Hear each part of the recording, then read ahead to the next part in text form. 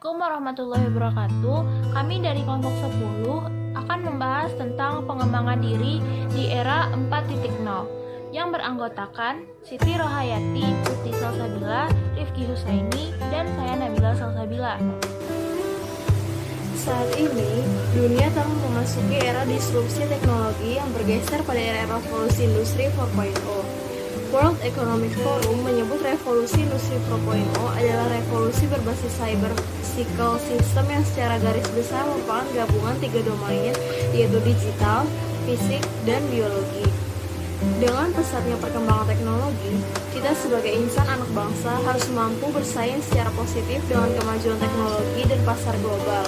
Pentingnya suatu inisiatif untuk mau mengembangkan diri dan meningkatkan kualitas pribadi tidak hanya dari segi akhlak, karakter, intelijensi, dan akademik, tetapi juga kompetensi. Secara garis besar, dapat dikatakan pengembangan diri secara holistik atau menyeluruh. Perkembangan industri dan teknologi 4.0 secara tidak langsung telah menuntut kita sebagai generasi muda untuk lebih bersaing dengan cara manajemen diri di era seperti sekarang ini. Pengembangan diri merupakan suatu upaya seseorang dalam meningkatkan daya saing hidup. Pengembangan diri akan mengarahkan manusia untuk menciptakan peradaban. Proses lahirnya sebuah peradaban didasari oleh nilai budaya yang tinggi. Pencipta budaya adalah para intelektual yang didasari oleh pengembangan ilmu dengan benar. Di sisi lain, perkembangan teknologi merupakan sebuah tantangan yang tidak bisa dihentikan dalam kehidupan manusia. Dalam hal ini, perkembangan teknologi harus bisa dimanfaatkan dengan cara yang cerdas, sehingga menjadi alat bagi kita dalam mengembangkan potensi diri. Seiring dengan perkembangan teknologi komunikasi, maka dalam hal ini, orang yang berilmu dalam mengembangkan potensi diri harus bisa memanfaatkan perkembangan teknologi komunikasi sebagai alat ataupun sebagai media dalam mengembangkan ilmunya. Perlunya melihat pembentukan konsep dalam pengembangan diri melalui pemanfaatan teknologi komunikasi menjadi sesuatu yang sangat penting untuk dibarengi dengan perkembangan saat ini. Memahami konsep diri menjadi prioritas utama dalam membentuk pengembangan diri. Pengembangan diri tidak hanya bertumpu pada kecerdasan saja. Pengembangan termasuk dari tiga potensi yang harus dimiliki, yaitu pendidikan, membangun hubungan atau jaringan baik antar individu maupun kelompok, dan pengalaman. Baik, selanjutnya dilansir dari Kompasiana, berikut cara-cara dalam mengembangkan kualitas diri. Yang pertama yaitu merancang pajak diri. Merancang pajak tentang hidup dengan meluangkan waktu dan merenungkan tentang apa saja yang harus menjadi target dalam diri, sekaligus merupakan strategi yang harus dilakukan dalam meraih setiap pencapaian hidup. Hal ini dapat dilakukan dengan cara meditasi atau mengadakan waktu yang tenang dengan menuliskan setiap rencana yang terpakir dalam sebuah buku. Selanjutnya yang kedua yaitu atur pola hidup lebih positif. Mulailah untuk mencapai setiap sasaran dan target dalam hidup dengan mengatur pola hidup yang lebih positif. Di antaranya seperti menjaga pola makan yang sehat, bergizi dan seimbang, menjaga pola tidur yang tidak terlalu larut malam, dan bangun lebih pagi untuk dapat mengatur setiap kegiatan yang akan dilakukan. Di samping itu juga berolahragalah secara teratur agar jasmani tetap bugar dan sehat. Selain itu, tetaplah berpikir positif, dan yang sebetulnya menjadi hal yang penting adalah jangan lupa untuk melaksanakan ibadah karena segala sesuatunya tentu telah diatur oleh Sang Pencipta. Yang ketiga yaitu berjejaring dengan berbagai komunitas. Belajarlah untuk hidup lebih rendah hati dengan setiap pencapaian yang telah diraih. Tentunya tidak akan ada seorang pun yang respek dengan orang yang sombong. Tingkatkan kemampuan bersosialisasi, berjejaring, dan menolong orang lain untuk menambah relasi dan kenalan. Selanjutnya yang keempat yaitu komitmen dan konsistensi. Ketika rasa malas melanda, komitmen yang keras sangat diperlukan untuk mencapai sasaran dan target dalam meningkatkan kualitas diri. Lihatlah perbedaan besar dari setiap tindakan kecil yang dilakukan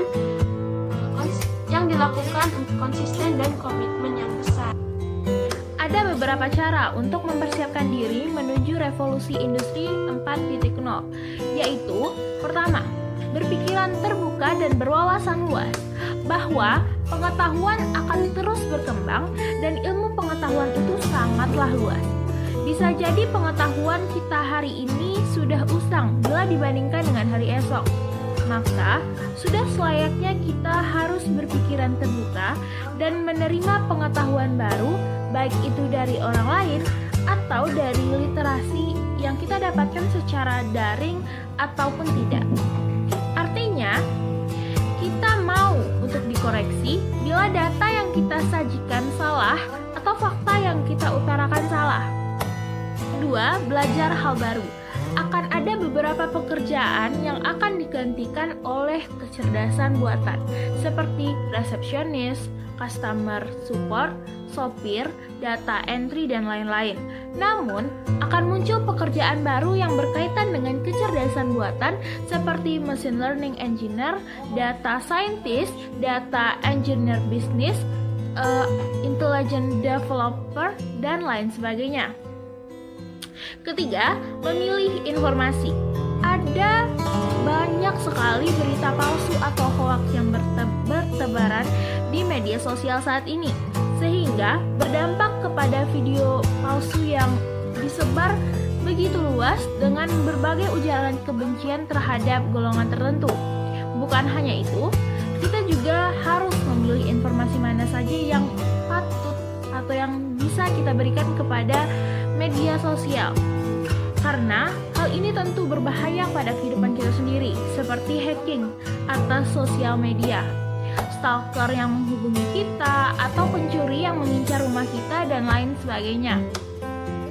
Berikut merupakan 7 skill yang perlu dikuasai di era revolusi 4.0. Skill pertama yang harus dikuasai oleh Gen Z adalah komunikasi. Komunikasi adalah hal yang penting yang harus dikuasai dalam lingkungan.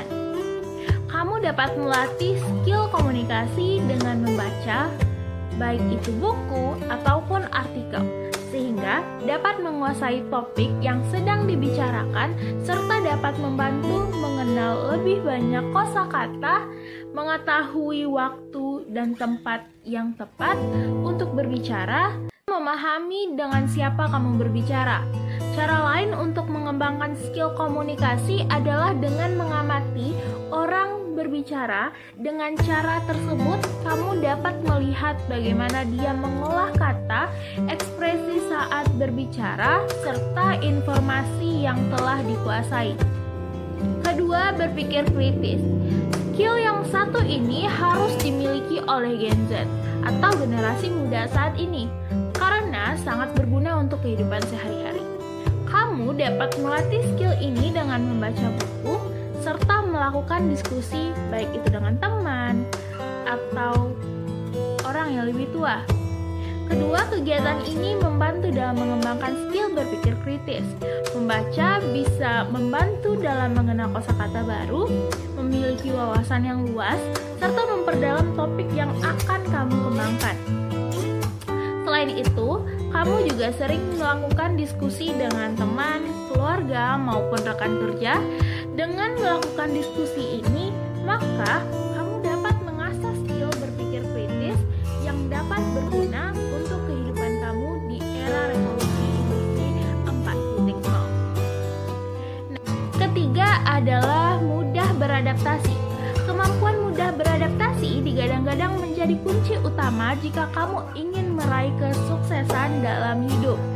Dengan memiliki skill adaptasi yang baik, kamu dapat membantu seseorang melewati masa-masa sulit di hidupnya, baik itu masa sulit dalam dunia perkuliahan maupun dunia kerja. Karena skill ini akan membantu kamu melewati dinamika dunia maupun baik itu dunia kerja atau dunia perkuliahan.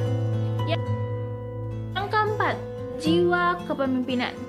Jiwa kepemimpinan sangatlah bermanfaat dalam melakukan kegiatan kita sehari-hari, karena jiwa kepemimpinan ini akan menjadikan kita lebih mudah untuk berinteraksi dengan lingkungan ataupun orang-orang sekitar.